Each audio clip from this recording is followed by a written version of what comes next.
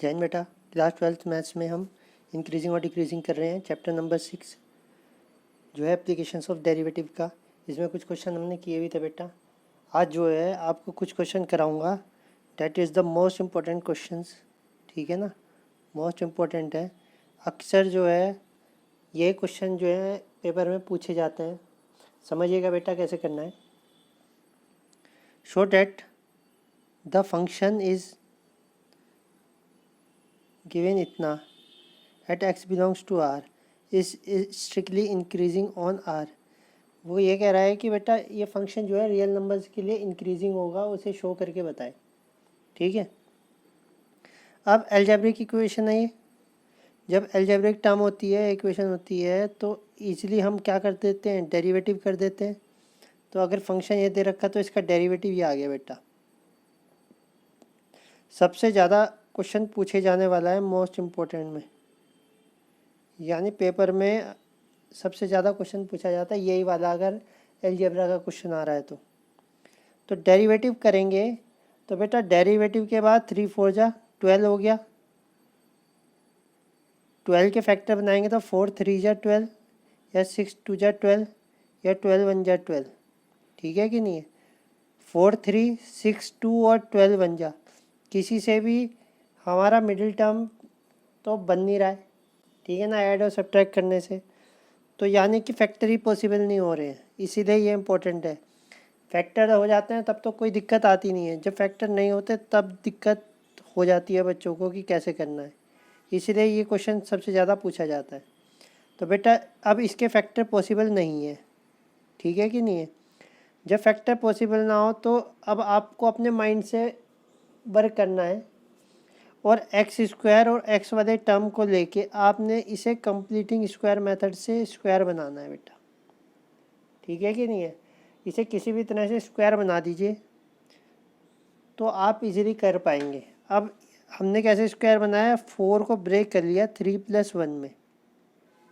ठीक है ना, स्क्वायर बनाने के कई सारे मेथड हैं। आप इन दोनों टर्म को लेके स्क्वायर बना दीजिए। आपने 10th में कई सारे टाइप पढ़े होंगे कि कैसे कैसे करके स्क्वायर बनते हैं। तो हमने क्या किया कि 4 को ब्रेक कर दिया 3 में और 1 में। ठीक है कि नहीं है, अब इसके बाद इतने टर्म को ले लीजिए, इसमें से 3 कॉमन ले लिया, x² - 2x + 1 आ गया। ठीक है ना, और +1 ये अलग से चल ही रहा है। तो अब क्या हो गया, ये जो x² - 2x + 1 ये वाली टर्म है, ये क्या हो गया बेटा, x - 1 का होल स्क्वायर बन गया कि नहीं बन गया। तो ये हमारा जो टर्म है ये x - 1 का होल स्क्वायर हो गया बेटा। 3 इसके साथ चल ही रहा है मल्टीप्लाई में, और +1 ये चल ही रहा। ठीक है कि नहीं है, बस इतना सा वर्क करना है। अब देखिएगा इससे क्या होगा। देखो बेटा x - 1 का होल स्क्वायर जो है ऑलवेज भी ग्रेटर देन इक्वल टू 0 होगा। क्यों होगा, क्योंकि स्क्वायर है, तो स्क्वायर की वजह से यहाँ जो भी नंबर होगा वो हमेशा पॉजिटिव आएगा, नेगेटिव कभी होगा नहीं। ठीक है कि नहीं है, क्योंकि अगर यहाँ पे सब्ट्रैक्ट करके नेगेटिव वैल्यू भी आ जाए तब भी क्या होगा, तब भी स्क्वायर होने पर वो क्या हो जाएगा, पॉजिटिव हो जाएगा। जैसे ये है बेटा x - 1 का स्क्वायर है।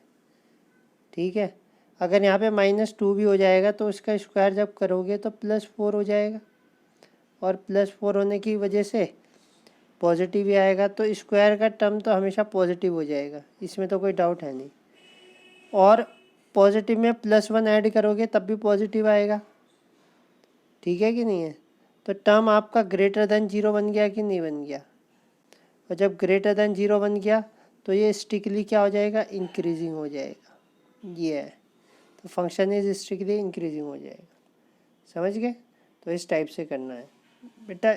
ध्यान से इसे कर लीजिएगा क्वेश्चन को, बहुत इंपॉर्टेंट क्वेश्चन है ये। ठीक है,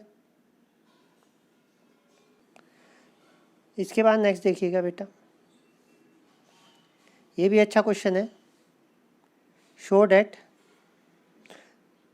y = log है, ये log 1 + x - 2x / two plus x, ये आपको एक फंक्शन दे रखा है बेटा, ठीक है ना। एक्स ग्रेटर देन -1 है, is an increasing function of x through out its domain, ठीक है ना। ये बताना है कि ये फंक्शन जो है इंक्रीजिंग फंक्शन होगा। देखिएगा इसे भी, तो y is equal to log इतना दे रखा है, y is equal to log इतना दे रखा है बेटा, तो इसका dy/dx कर दीजिए। तो लॉग वाले का क्या हो जाएगा, 1/1 प्लस एक्स हो जाएगा, और माइनस इसमें डिवीज़न रूल लगाइएगा, ठीक है। तो ये क्या हो जाएगा, 2 प्लस एक्स का स्क्वायर, 2 प्लस एक्स यूँ ही, और 2x का करोगे तो बेटा कितना हो जाएगा, 2 हो जाएगा। अब माइनस के बाद 2x यूँ ही आ जाएगा, और जब आप नीचे वाले का करोगे तो 2 का 0 और x का 1 हो जाएगा, ठीक है ना। तो इसे सॉल्व कर दीजिए। जब आप इसे सॉल्व करोगे तो यहाँ हो जाएगा 4 प्लस 2x, और इधर से आ जाएगा -2x, प्लस 2x और -2x कैंसिल हो गया, 4 बचेगा, और न्यूमरेटर में 4 हो गया और डिनोमिनेटर में x प्लस 2 का होल स्क्वायर हो गया। अब इन दोनों का एलसीएम ले लो, तो मल्टीप्लाई हो जाएगी, इसकी क्रॉस इधर कर दो, इसकी क्रॉस इधर कर दो और सॉल्व कर दो, तो आपके पास ये टर्म बचेगा बेटा। सही है कि नहीं है। अब ये टर्म जब आपका बचेगा,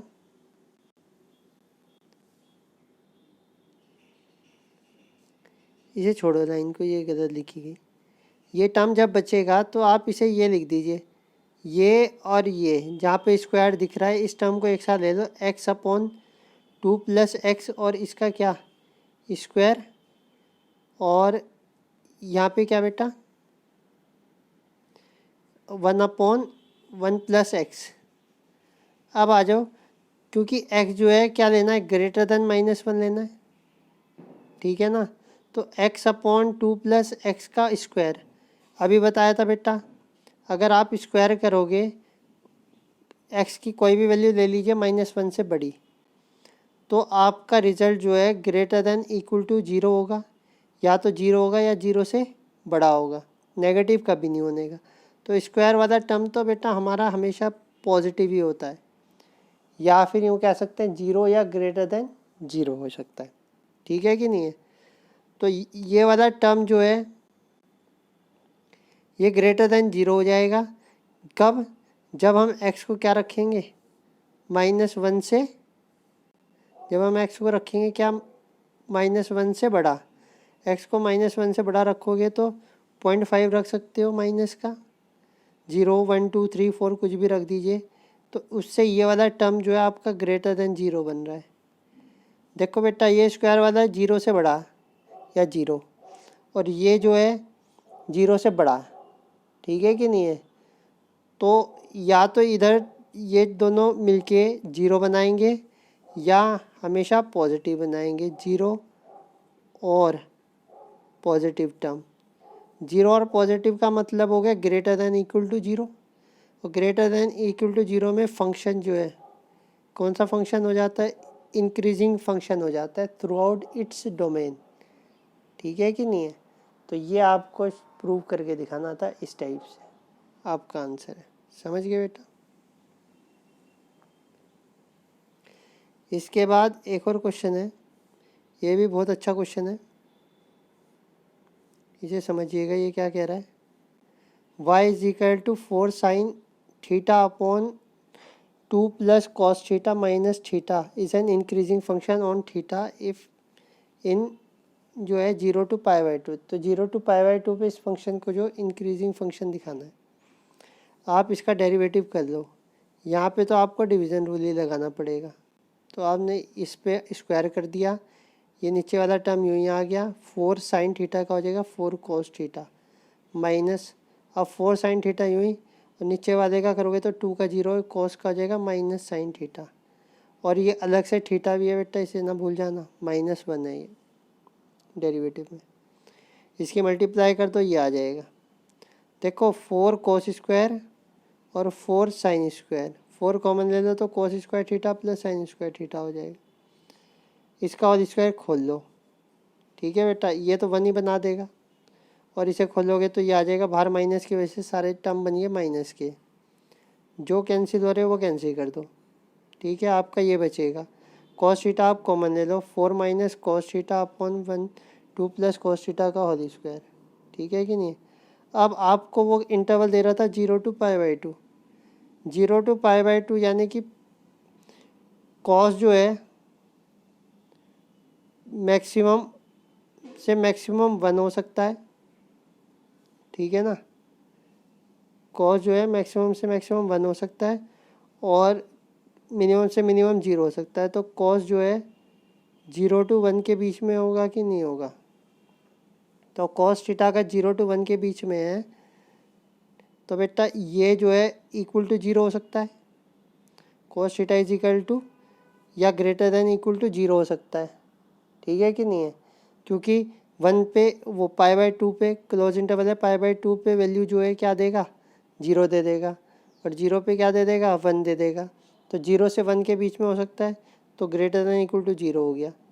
ये वाला टर्म है 4 minus cos theta, 4 minus cos theta हमेशा ग्रेटर देन 0 होगा, क्योंकि अगर यहाँ पे मैक्सिमम वैल्यू 1 भी रख दोगे तब भी 3 आएगा, ग्रेटर देन 0 हो गया। ये स्क्वायर है, यहाँ पे भी 2 प्लस कॉस थीटा अगर 1 भी रखोगे तो 3 हो जाएगा, यानी कि ग्रेटर देन 0 हो जाएगा ये भी। ठीक है ना, तो ये positive greater than equal to 0, उससे जो कि हमारा फंक्शन है ये ग्रेटर देन इक्वल टू क्या आ गया 0 के आ गया। तो ग्रेटर देन इक्वल टू होता है तो इंक्रीजिंग होता है, तो फंक्शन जो है क्या हो गया इंक्रीजिंग फंक्शन हो गया 0 to π/2 पे। ठीक है कि नहीं। इस टाइप से ये जो है मोस्ट इम्पोर्टेंट 3-4 क्वेश्चन थे, ये आपको बता दिए मैंने कैसे करने हैं। इंक्रीजिंग डिक्रीजिंग में आगे के क्वेश्चन आसानी है, इतने कुछ है नहीं। ठीक है ना, इन्हें करके देखिएगा, अगर कोई ना हो रहा हो तो फिर आप पूछ सकते हैं मेरे से। आज के लिए बेटा इतना ही है वीडियो। जय हिंद।